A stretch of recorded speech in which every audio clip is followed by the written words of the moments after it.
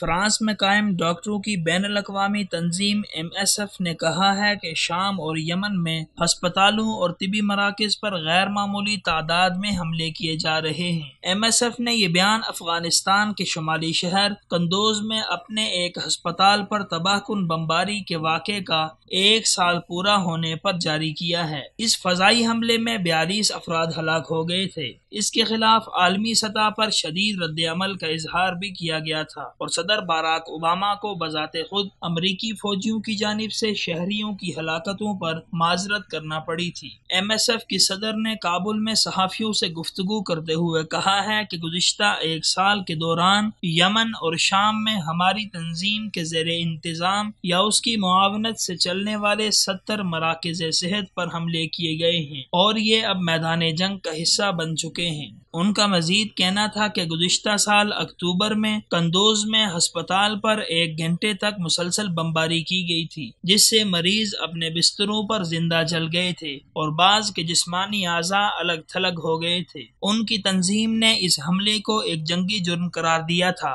تاہم امریکی فوج نے اس حملے کی تحقیقات کے بعد یہ کہا تھا کہ فوجیوں نے اس مرکز صحت کو غلطی سے نشانہ بنایا تھا اور اس نے یہ فیصلہ کیا تھا کہ ان فوجیوں کے خلاف جنگی جرائم کے الزامات میں مقدمہ نہیں چلایا جانا چاہیے۔ تاہم MSF نے اس واقعے کی بھرپور مذمت کرتے ہوئے اس کی آزادانہ بین الاقوامی تحقیقات کا مطالبہ کیا تھا۔ دوسری جانب شام کے شمالی شہر حلب کے مشرقی علاقے میں اسدی فوج اور اس کے اتحادی روس کے لڑاکا طیاروں نے ہسپتالوں پر بمباری جاری رکھی ہوئی ہے، جس کے نتیجے میں روزانہ کی بنیاد پر ہلاکتوں کا سلسلہ جاری ہے۔ MSF کی صدر کا مزید کہنا تھا کہ یمن اور شام میں صحت کی تنصیبات اور عملے کو دہشت گردی کے خلاف جنگ کے نام پر نشانہ بنایا جا رہا ہے اور شام میں شہریوں کے لیے طبی مراکز اور ایمبولینسوں پر منظم انداز میں حملے کیے جا رہے ہیں، جن کی جتنی بھی مذمت کی جائے کم ہے۔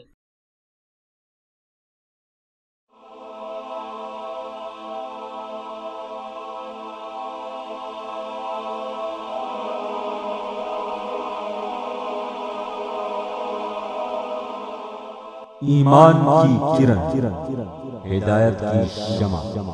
وصال اردو۔